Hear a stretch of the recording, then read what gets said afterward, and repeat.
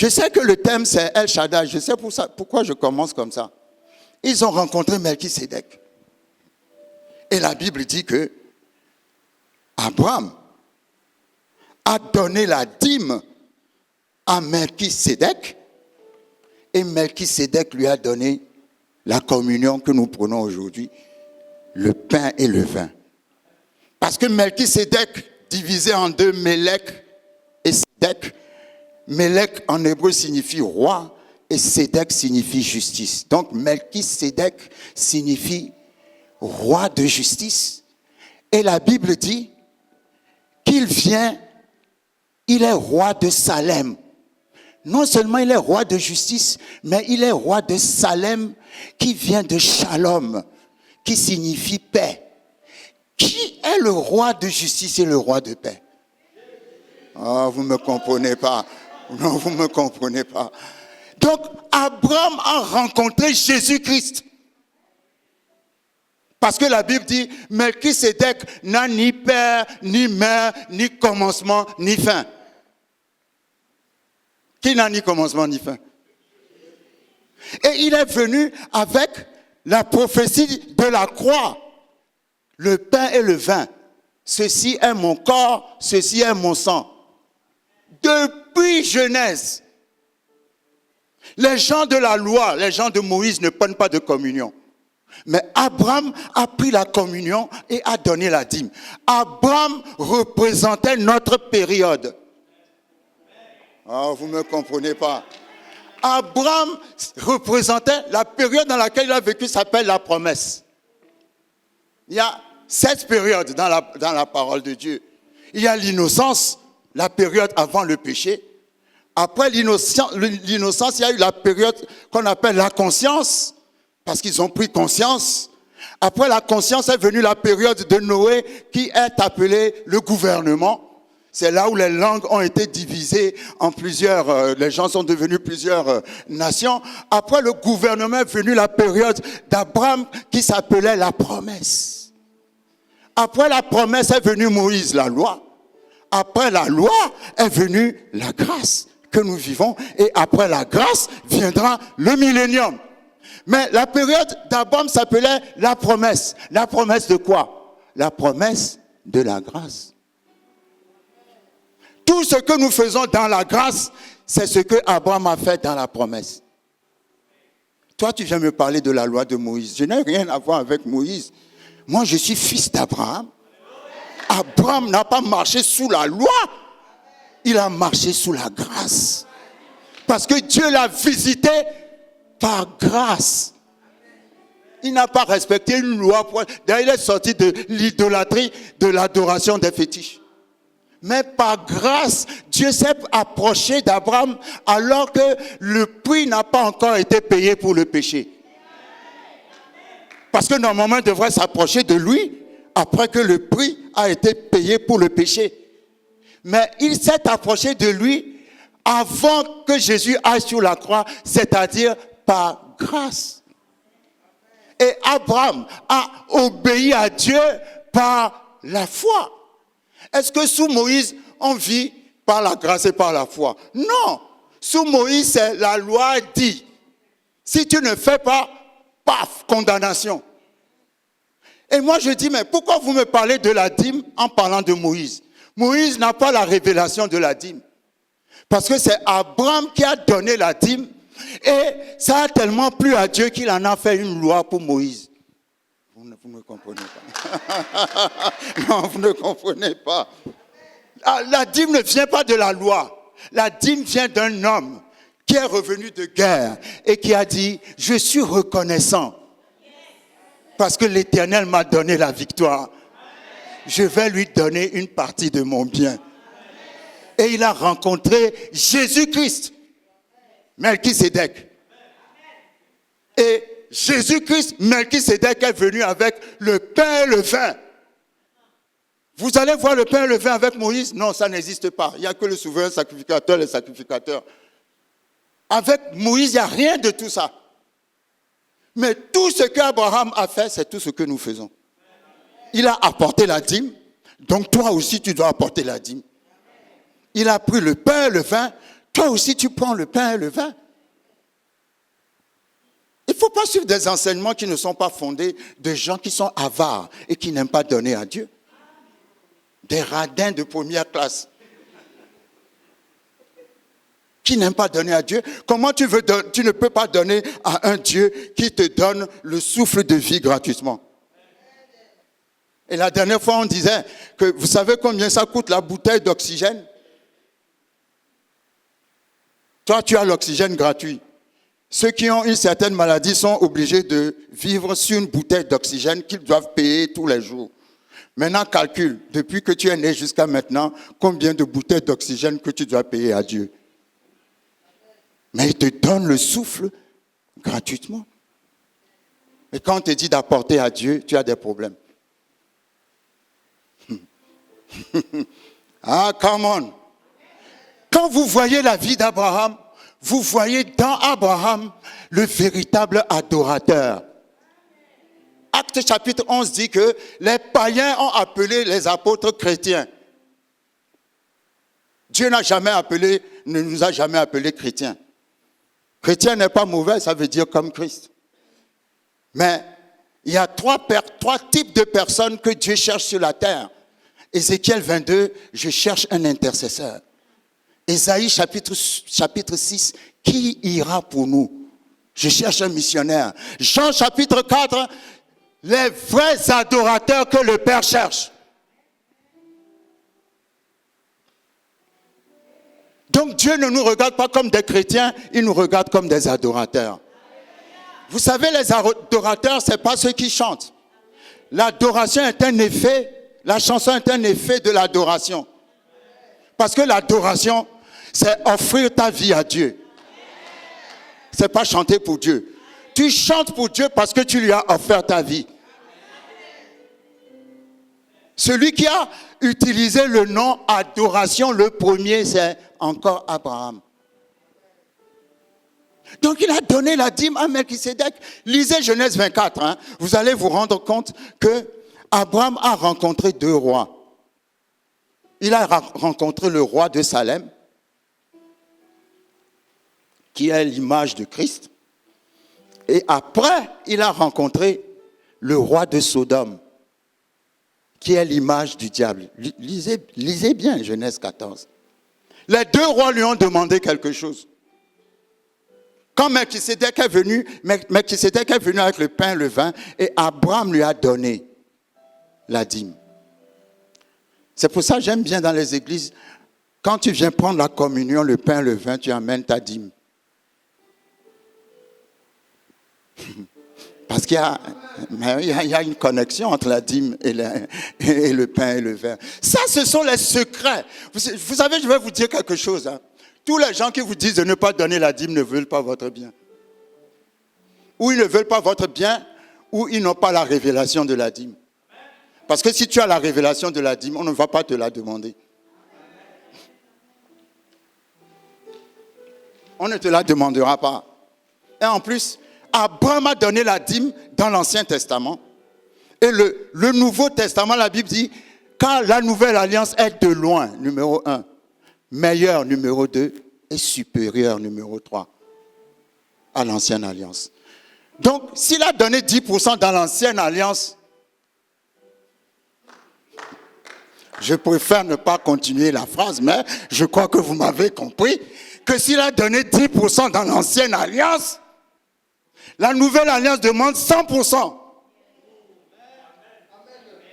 Toi, tu es dans une alliance de 100% et tu te plains de donner 10%.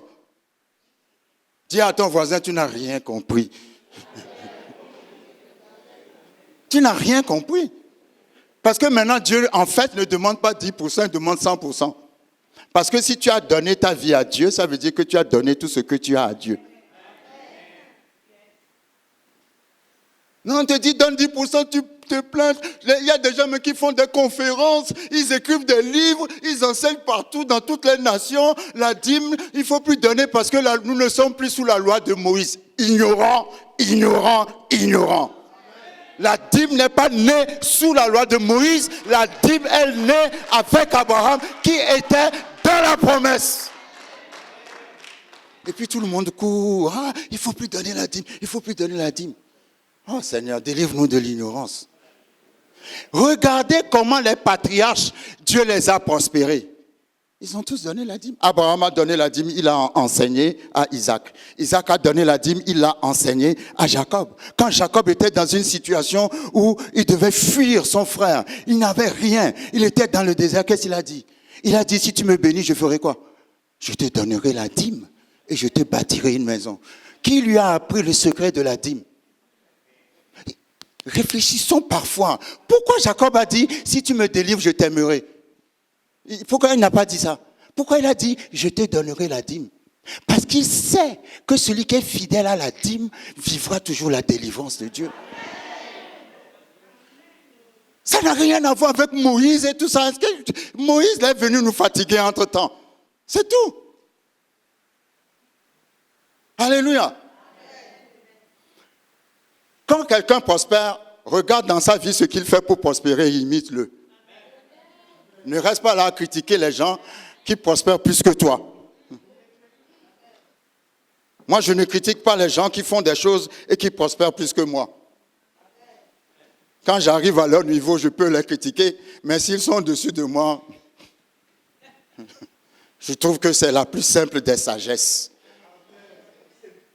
Alléluia. Et puis la Bible parle de la dîme et des offrandes. Ce n'est pas le thème aujourd'hui. Ils vous disent ne donnez pas la dîme, mais ils prennent vos offrandes. Vous ne me suivez pas. Je dis la Bible parle de dîme et. Dis à ton voisin et. Offrande. Donc toi tu me dis de ne pas donner ma dîme. Pourquoi tu veux prendre mes offrandes? Si je ne donne pas la dîme, je ne te donne pas non plus les offrandes. C'est juste, n'est-ce pas? Et puis on va voir comment tu vas prospérer. Alléluia. Sans la dîme, on ne va pas rentrer en fait en profondeur. Mais je vous parle d'Abraham pour arriver à quelque part. Amen. Donc Abraham a montré comment être un adorateur. Dans tout le sens du mot adorateur. D'ailleurs, c'est lui qui a inventé le mot adorateur. Amen. Donc, après avoir donné la dîme, Genèse 15 dit, après ces événements, la parole de l'Éternel fut adressée à Abraham dans une vision et il dit, Abraham, ne crains point, je suis ton bouclier et ta récompense sera très grande. Quand tu es fidèle dans la dîme, l'Éternel devient ton bouclier et ta récompense est bien grande. Il ne faut pas aller philosopher, il faut juste lire la parole. La Bible dit après ces événements, il y avait la dîme ou non dans les événements. Après ces événements, je vois que dans le chapitre 14, Abraham a donné la dîme. Et pendant qu'il a donné la dîme, après avoir donné la dîme, il a rencontré le diable, le roi de Sodome, Sodome veut dire brûler. Sodome veut dire ténèbres. Sodome veut dire nuit, obscurité. Le roi de Sodome est venu vers lui et le roi de Sodome lui a dit, donne-moi les hommes. Le roi de Sodome n'a même pas demandé l'argent. Il a dit, donne-moi les hommes. Il y a des gens qui sacrifient des gens pour se faire de l'argent. Tout est dans la Bible. Et Abraham lui a dit, même le lacet de mon soulier, je ne te donnerai pas. Pourquoi Abraham a dit ça? Parce que Abraham savait, après avoir donné sa dîme, que Dieu ne peut pas l'oublier. Quand tu ne donnes pas ta dîme, tu laisses le roi de Sodome régner sur toi. Non, on n'est pas là pour parler de la dîme. Un jour, on parlera de la dîme. Après avoir donné la dîme, Dieu est venu vers Abraham. Dieu vient toujours vers toi quand tu fais un sacrifice précieux. Vous ne me comprenez pas. Salomon a offert 1000 holocaustes à Dieu. Quand il est parti dormir la nuit, Dieu est venu pour lui dire, juste dis-moi ce que tu veux que je fasse pour toi. Vous ne me suivez pas. Dieu n'est pas venu par hasard. Il faut provoquer Dieu. Quand Salomon a fait ses offrandes et qu'il est parti dormir, il a vu Dieu. Dieu a dit, je suis venu juste pour que tu me dises ce que tu veux que je fasse pour toi. J'appelle ça imiter la foi des patriarches. Ne venez pas me parler d'histoires bizarres, il ne faut pas donner de dîme parce qu'on n'est plus sous Moïse. Moïse ne connaît rien à la dîme. C'est pour ça que Dieu en a fait une loi pour lui. Vous savez, quand vous n'avez pas la révélation de quelque chose, on fait une loi pour que vous soyez obligés de respecter la chose. Alléluia. Amen. Dieu va lui dire maintenant, la vie d'Abraham a changé après la dîme. Répète après moi. La vie d'Abraham a changé après la dîme. Voilà. Et quand le Seigneur s'est approché de lui, Abraham lui dit, Seigneur éternel, que me donneras-tu? Je m'en vais sans enfant. Il n'avait pas d'enfant. Et il dit, l'héritier de ma maison, c'est Eliezer de Damas. Il a dit à Dieu, je m'en vais sans enfant. C'est-à-dire, je vais mourir sans héritier. Et Abraham dit, voici, tu ne m'as pas donné de... Verset 4, alors la parole de l'Éternel lui fut adressée ainsi. Ce n'est pas lui qui sera ton héritier, mais c'est celui qui sortira de tes entrailles qui sera ton héritier. Comment toi tu viens dire à quelqu'un qui pense qu'il est à la fin de sa vie, qui n'a pas d'enfant, qui n'a encore rien commencé? Dis à ton voisin, tu n'as encore rien fait. Tu n'as encore rien vu. Tu n'as même pas encore commencé. Et je sais que Dieu parle à quelqu'un et que la personne est dans cette salle. La personne n'est pas en dehors de cette salle. Et Dieu va lui dire, sors, verset 5. Et après l'avoir conduit dehors, ça signifie que Abraham était sous une tente, parce qu'il vivait sous une tente. Après l'avoir conduit dehors, la tente, c'est ta mentalité. Dieu dit à quelqu'un, sors de ta tente. Parce que quand tu es dans ta tente, tu crois que le monde se limite aux limites de la tente. Quand tu regardes le plafond de la tente, tu crois que tu es limité, tu as déjà tout vu. Donc Dieu était obligé de lui dire, ta vision est trop limitée. Parce que tu ne vois que le plafond de la tente. Sors de la tente. Est-ce que je peux dire cette parole à quelqu'un? Quelqu'un doit recevoir cette parole. Sors de ta tente. Change de mentalité. Sors de ta tente et regarde vers le ciel. Toi, tu parles parce que tu vois seulement le plafond de ta tente. Sors de ta tente et regarde le plafond du ciel. Et Dieu va lui dire, sors de ta tente, regarde vers le ciel et compte les étoiles si tu peux les compter. Telle sera ta postérité. Vous voyez, Dieu dit à quelqu'un qui dit qu'il va mourir bientôt et qui n'a pas d'enfant, qu'il va avoir des enfants qui sont même plus nombreux que les étoiles qui sont dans le ciel. Verset 6. Abraham eut confiance en l'Éternel qui le lui imputa à justice. Toi, quand on te parle, tu n'as même pas confiance dans la parole de Dieu. Et l'Éternel lui dit encore, je suis l'Éternel qui t'ai fait sortir d'Ur en Chaldée pour te donner en possession ce pays. Abraham dit, Seigneur éternel, à quoi connaîtrai-je que je le posséderai? Vous voyez, quand Dieu a fait la promesse était tellement grande, ça dépasse l'imagination, mais quand même, Abraham a eu confiance en Dieu. Et Abraham dit, comment ça va se passer? Dieu lui dit, va chercher une génisse de 3 ans, une chèvre de 3 ans, un bélier de 3 ans, une tourterelle et une jeune colombe. Comment ça va se passer? Ce que tu m'as promis. Ce qui montre que ce que je t'ai promis va se réaliser. C'est parce que nous allons entrer, toi et moi, dans une alliance. Dieu est un Dieu d'alliance. Quand c'est l'alliance, Dieu ne trahit jamais son alliance. Pour te donner confiance que je vais le faire, va chercher une génisse. En fait, la bonne traduction dit,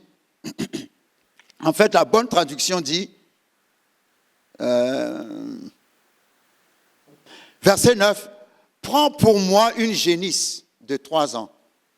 Et puis ensuite, il a cité les autres animaux. C'est comme si la génisse représentait Dieu. La bonne traduction prend pour moi une génisse. Amen. Et puis il a cité les autres animaux. Et la Bible dit quoi? Que Abraham a divisé les animaux en deux, les a mis vis-à-vis. Alors vous imaginez s'il divise les animaux, chaque animal en deux, et met chaque morceau l'un en face de l'autre, ça fait une rivière de sang. Amen. Et la Bible dit, les oiseaux se sont abattus sur les proies, les morceaux de viande, et Abraham les a chassés. Quand tu fais alliance avec Dieu, les oiseaux, c'est les démons, viendront toujours te déranger dans l'alliance. Ce n'est pas Dieu qui chasse les démons, c'est toi qui chasses les démons. Parce que comme tu es en alliance avec Dieu, tu as la force de Dieu. Quelqu'un ne me comprend pas. Ce n'est pas Dieu qui chasse les démons, c'est toi qui chasses les démons. Si je peux parler techniquement parlant, Jésus n'a plus de pouvoir, techniquement parlant. Pourquoi? Parce qu'il nous a remis le pouvoir. Maintenant, ce n'est pas à lui d'exercer le pouvoir. Come on, c'est toi qui dois exercer le pouvoir. Je vous ai donné l'autorité de marcher sur les serpents, sur les scorpions et sur toute la puissance de l'ennemi et rien ne peut vous nuire. Il n'a pas dit sur certaines parties de la puissance de l'ennemi, sur toute la puissance de l'ennemi. Mais quand toi tu as des problèmes, au lieu d'exercer l'autorité, tu vas encore fatiguer Dieu. Dieu dit, je t'ai déjà donné l'autorité, je t'ai déjà donné le pouvoir. Amen. Donc, Dieu va faire une alliance avec Abraham pour lui prouver que sa promesse va s'accomplir. C'est pour ça que quand tu es dans l'alliance, tu dois croire que les promesses vont s'accomplir. Et Dieu va lui parler jusqu'à parler de sa descendance qui ira en esclavage. Dieu lui a dit, je viendrai chercher ta descendance, je vais la sortir de l'esclavage. Et il a même précisé, ils partiront avec de grandes richesses.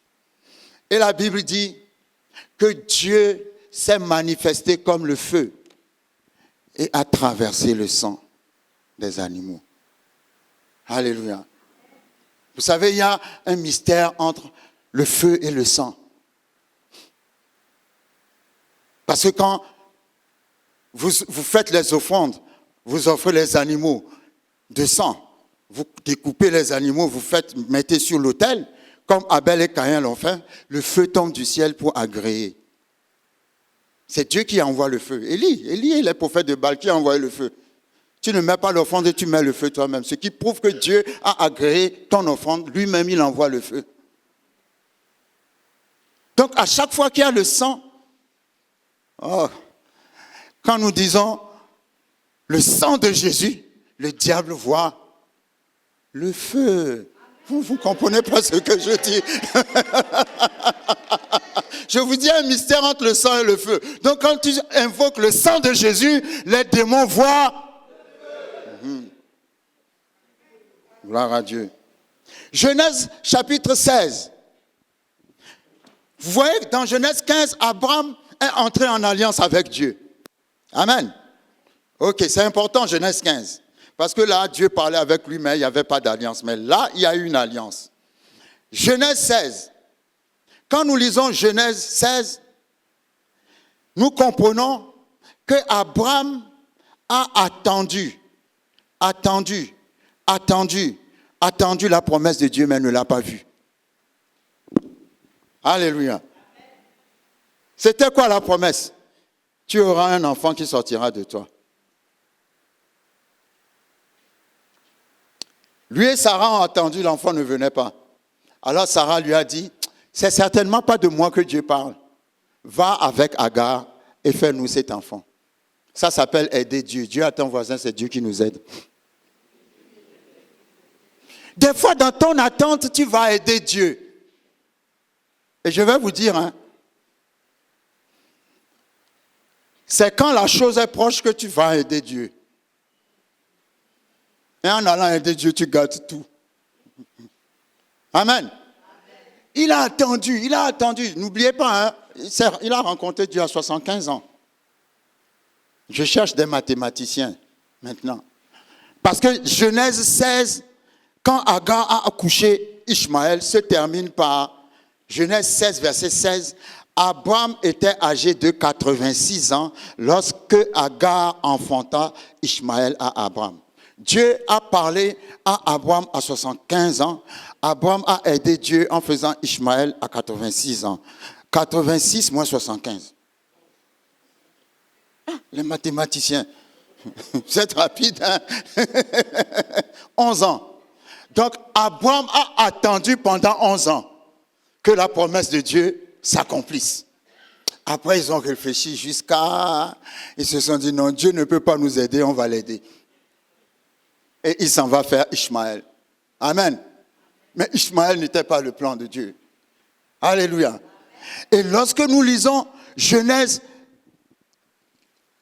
17, la Bible dit, lorsque Abraham fut âgé de 99 ans, quand il a eu Ishmaël, il avait 86 ans. Et puis après, maintenant, on nous dit, quand il a eu 99 mais 86. Ça veut dire que quand il a fait Ishmaël, Dieu ne lui a plus parlé pendant 13 ans. Quelqu'un ne me comprend pas. La dernière fois qu'on a entendu parler d'Abraham, c'est quand il a fait Ishmaël à 86 ans. Maintenant, le chapitre 17 dit, le chapitre qui suit dit, lorsque Abraham fut âgé de 99 ans. Donc pendant 11 ans, Dieu ne lui a pas parlé. Pendant 13 ans, pardon, Dieu ne lui a pas parlé. Moi, je suis plutôt littéraire, pas mathématicien. Si toi, tu as l'habitude de parler avec quelqu'un et que pendant 13 ans, la personne ne te parle plus, qu'est-ce que tu vas te dire? Tu vas te dire, c'est fini. C'est pas pendant 3 mois, il ne lui a pas parlé. C'est pas pendant 4 mois, il ne lui a pas parlé. Pendant 13 ans, il ne lui a pas parlé. Et quand Ishmaël avait 13 ans, quelqu'un me suit, à 99 ans, Dieu est venu, la Bible dit, l'Éternel. Lorsque Abraham fut âgé de 99 ans, l'Éternel apparut à Abraham et lui dit, je suis le El Shaddai. Ah, come on! L'Éternel apparut à Abraham et dit, je suis le Dieu Tout-Puissant. Marche devant ma face et sois intègre. Tu vois, il lui reproche un peu ce qu'il a fait avec Agar. Il lui dit, sois intègre. J'établirai mon alliance entre moi et toi et je te multiplierai à l'infini. Verset 3. Le verset 3 est très fort. Le verset 3 dit, Abraham tomba sur sa face et Dieu lui parla. Pourquoi Abraham est tombé sur sa face? Parce que Abraham croyait que Dieu l'avait abandonné. Abraham croyait que Dieu ne voulait plus faire d'alliance avec lui, l'avait rejeté. Abraham croyait que Dieu ne l'a pas pardonné. Abraham croyait, c'est fini, pendant 13 ans, je n'ai pas parlé avec lui. C'est terminé. Et puis d'un seul coup, dis à ton voisin d'un seul coup. La Bible dit, l'Éternel apparut à Abraham. Quand Abraham a vu l'Éternel, il s'est prosterné. Avant, quand il parlait avec l'Éternel, il ne se prosternait pas. Cherchez bien. Mais quand l'Éternel est revenu après son erreur, 13 ans après, Abraham a vu que Dieu est un Dieu qui pardonne. Abraham a vu que Dieu est un Dieu qui est fidèle. Abraham a vu que personne ne peut changer le plan de Dieu. Abraham a vu que Dieu est un Dieu d'amour. Abraham ne s'attendait pas à l'amour, la manifestation de son amour. Mais quand l'Éternel lui a apparu, il a dit non, tu n'as pas été le Dieu que je croyais que tu es. C'est maintenant que je découvre ta face. Tu es le Dieu d'amour. Tu es le Dieu de grâce. Tu es le Dieu qui pardonne. Je vais vous dire, si vous savez d'où vous venez, et malgré ça, Dieu vous a choisi, vous ne lui parlerez pas, vous l'adorerez. Abraham tomba sur sa face parce qu'il n'a jamais vu la manifestation d'un tel amour. N'importe quel Dieu allait se fâcher, même te condamner. Mais l'Éternel est revenu et lui a encore parlé avec amour. Et Abraham tomba sur sa face. Et l'Éternel va encore lui dire, lui faire encore des promesses, lui parler. C'est ça El Shaddai. Quand l'Éternel est revenu après, il est revenu comme le El Shaddai. Maintenant, le El Shaddai signifie le Dieu Tout-Puissant. Ça veut dire quoi? Ça veut dire que rien n'est impossible à Dieu. Parce que pour que Abraham puisse vite faire un enfant avec Sarah, il fallait même qu'il soit certainement moins de 75 ans. Mais voilà que Dieu a attendu jusqu'à ce que Sarah ait 90 ans et Abraham ait 99 ans. C'est-à-dire Dieu te laisse dans ta situation jusqu'à ce que ça pourrisse bien. Oh, vous ne me comprenez pas. Vous êtes trop calme, vous êtes trop calme, vous êtes trop calme. Lazare, on a envoyé des gens, Lazare, dire à Jésus, ton ami est malade jusqu'à l'extrémité. Jésus n'a pas bougé. Jésus a attendu 1 jour, 2 jours, 3 jours. Il est arrivé dans la maison des sœurs de Lazare le 4e jour. Et on a dit à Jésus, si tu avais été ici, ils n'ont pas compris que Jésus a fait exprès. Notre frère ne serait pas mort.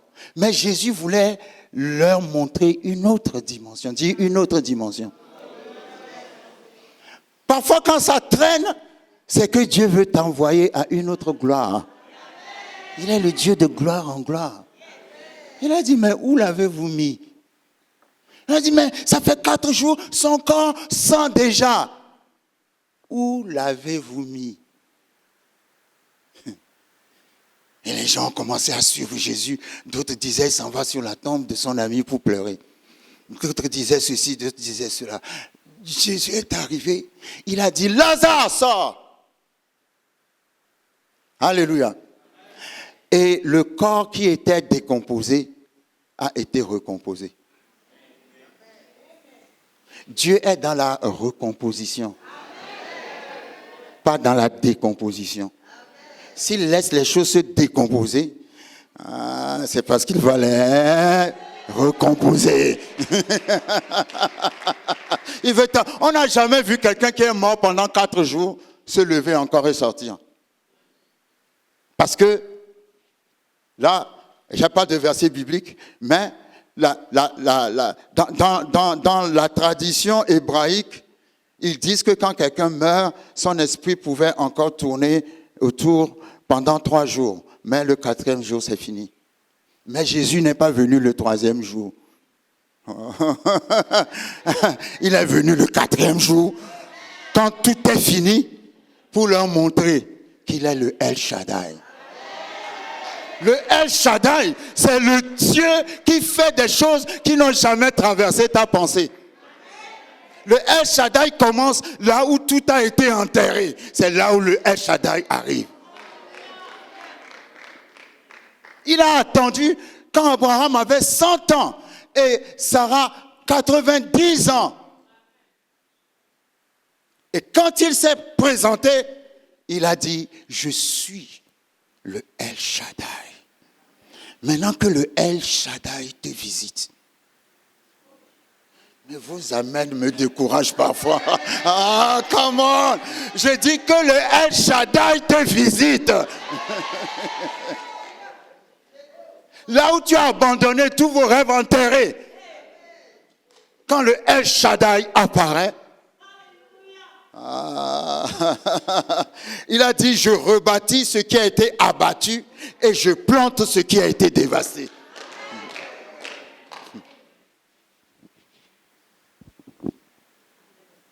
Quand l'Éternel est revenu, l'Éternel lui a dit dans Genèse 17, tu auras un enfant, toi et ta femme. Je n'ai pas dit une autre femme. Vous savez, quand Jacob a épousé, quand Isaac a épousé Rebecca, Rebecca était une femme stérile. Mais la Bible dit, Isaac a prié pour Rebecca. La Bible n'a pas dit Isaac a changé de femme.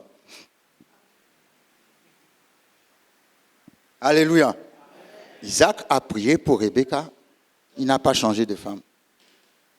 Si tu as la révélation de El Shaddai, tu ne changes pas de position.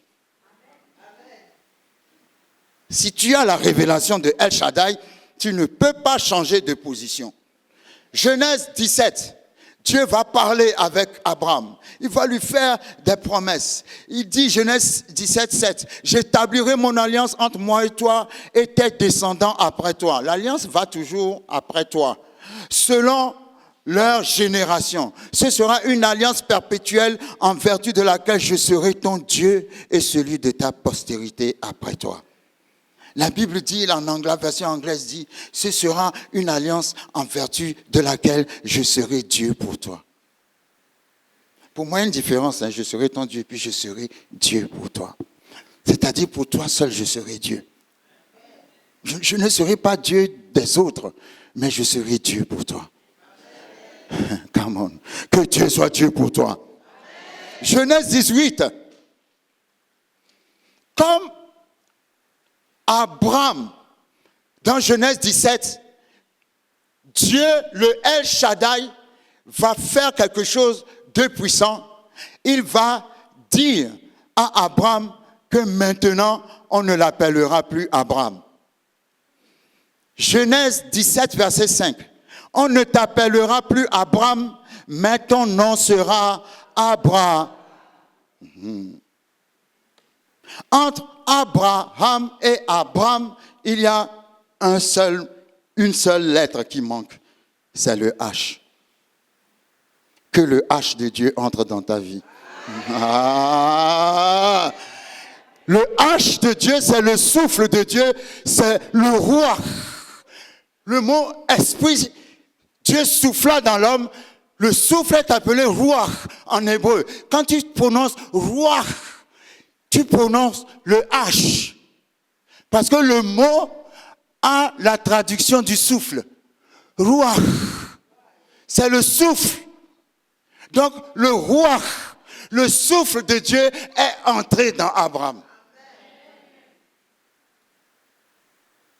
Quand le souffle de Dieu est entré dans Abraham, Abraham est passé de père élevé à père de plusieurs nations. Que le H de Dieu rentre dans ta situation. Que le souffle de Dieu rentre dans ta situation. Et il a dit, ta femme ne s'appellera plus Sarai, ta femme s'appellera Sarah. Donc le El Shaddai, c'est le Dieu Tout-Puissant qui change ton nom. Il ne fait pas des choses impossibles seulement, mais il change ton nom. Si on t'appelait la stérile, maintenant on va t'appeler la fertile. Si on t'appelait le pauvre, on va t'appeler le riche. Si on t'appelait le malade, on va t'appeler celui qui est guéri. Parce que El Shaddai, quand il te visite, il change le nom de ta situation. Je ne connais pas le nom de ta situation, je ne connais pas le nom de ta maladie, mais dans le nom puissant de Jésus, je déclare que la visitation de El Shaddai change ton nom maintenant. Je n'ai pas dit changera ton nom, j'ai dit change ton nom maintenant. On ne t'appellera plus du nom dont on t'appelait avant. Mais ils vont dire, comment se fait-il que cette terre dévastée est devenue comme un jardin d'Éden? C'est parce que le El Shaddai t'a visité. Genèse 18. Dieu visite Abraham. La Bible dit, Abraham était en train de manger, il a vu trois étrangers venir. Et quand les 3 étrangers étaient venus, ils passaient par là, Abraham a insisté qu'ils rentrent chez lui pour leur faire la semoule et je ne sais quoi. Donc, après avoir insisté, les 3 étrangers voyageurs sont entrés chez Abraham. Et quand ils sont entrés chez Abraham, quand ils mangeaient, ils ont dit à Abraham, où est Sarah, ta femme? Il répondit, Genèse 18, verset 9. Elle est là dans la tente. L'un d'entre eux dit, je reviendrai vers toi en cette même époque, et voici Sarah, ta femme, aura un fils. Sarah écoutait à l'entrée de la tente. Je ne sais pas si toutes les femmes écoutent derrière les portes, mais Sarah écoutait à l'entrée de la tente qui était derrière lui. Abraham et Sarah étaient vieux, avancés en âge, et Sarah ne pouvait plus espérer avoir des enfants. Elle rit en elle-même en disant, maintenant que je suis vieille, aurai-je encore des désirs? Mon Seigneur aussi est vieux. L'Éternel dit à Abraham, pourquoi donc Sarah a-t-elle ri? En disant, est-ce que vraiment j'aurai un enfant, moi qui suis vieille? Verset 14. Vous savez, il y avait une dame en Irlande. Elle voulait faire venir sa fille de la Côte d'Ivoire. Elle a fait toutes les démarches qu'on puisse faire pour faire venir quelqu'un. Mais on a refusé que sa fille vienne. Alors quand on a prié, je lui ai dit, tu vas faire quelque chose. Quand tu te couches dans ton lit, tu as un mur en face de toi. Elle m'a dit oui. Je dis ok. Quand tu vas te coucher, désormais, tu vas prendre une feuille que tu vas coller sur ce mur-là. Quand tu te couches, tu vois, tu lis ce que tu as écrit. Quand tu te lèves, tu lis ce que tu as écrit. Et je lui ai dit d'écrire sur cette feuille ce que Dieu a dit quand Sarah a ri. Dieu a dit, verset 14, Genèse 18, y a-t-il rien qui soit étonnant de la part de l'Éternel? Y a-t-il quelque chose que le El Shaddai ne peut pas faire? Y a-t-il quelque chose? Cette femme, je ne sais pas, parce que pendant longtemps, j'avais gardé le journal dans ma Bible. Je ne savais même pas que j'allais parler d'elle. Elle a écrit sur le mur, y a-t-il quelque chose qui soit étonnant de la part de l'Éternel? Quelque temps après, sa fille a eu les papiers et est arrivée. Quand la fille est arrivée, le journal de la localité est venu les prendre en photo pour le mettre dans le journal. Ils sont à Cork. Marie-Claire. Et elle est venue me voir. Pasteur, ma fille est arrivée. On a même mis notre histoire dans le journal. Et elle a découpé la photo et elle me l'a donnée. Ça doit être peut-être dans une autre Bible. Y a-t-il rien qui soit étonnant de la part de l'Éternel? Rien n'est impossible à l'Éternel. Les hommes disent non, mais l'Éternel dit oui. Que tes pensées soient remplies de ses pensées. Que tes pensées ne soient pas remplies de choses négatives, de lamentations, non. Y a-t-il rien qui soit étonnant de la part de l'Éternel? Rien n'est étonnant de la part de l'Éternel, parce que même un footballeur peut devenir président de la République.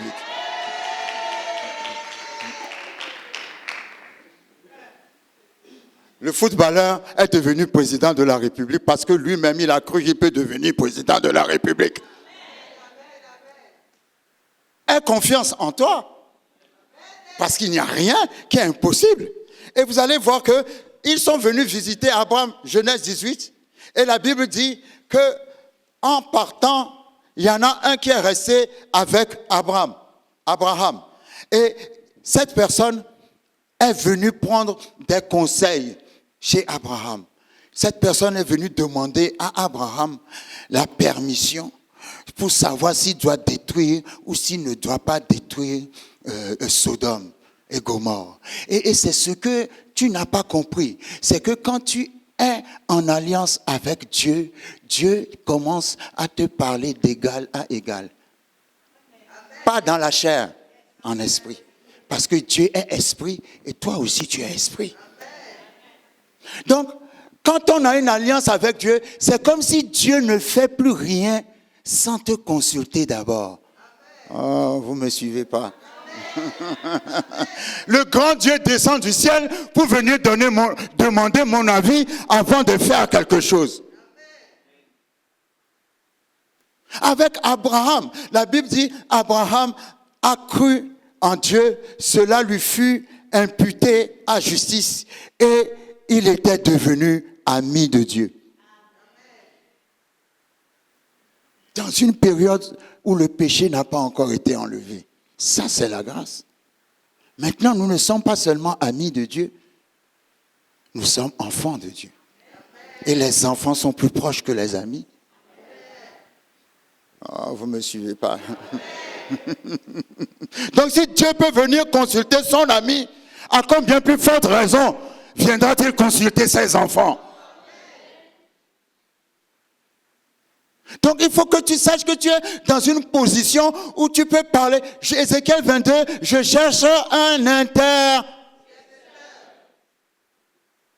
Dieu ne fait rien sans avoir d'abord parlé à un être humain sur la terre. Parce que la terre n'est pas son domaine.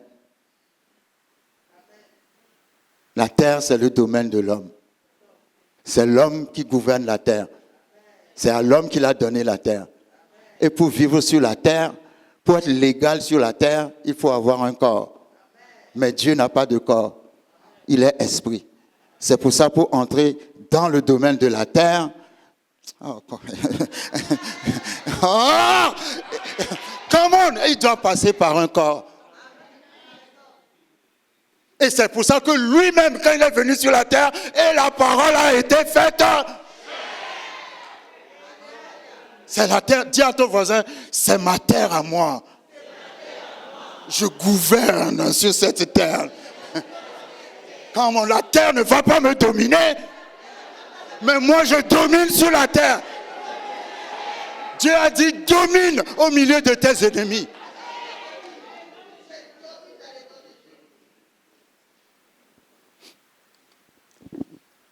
Dieu est venu parler à Abraham d'égal à égal. Pourquoi? L'alliance. Avec l'alliance, tu peux parler avec Dieu d'égal à égal. Ça ne veut pas dire que tu es Dieu.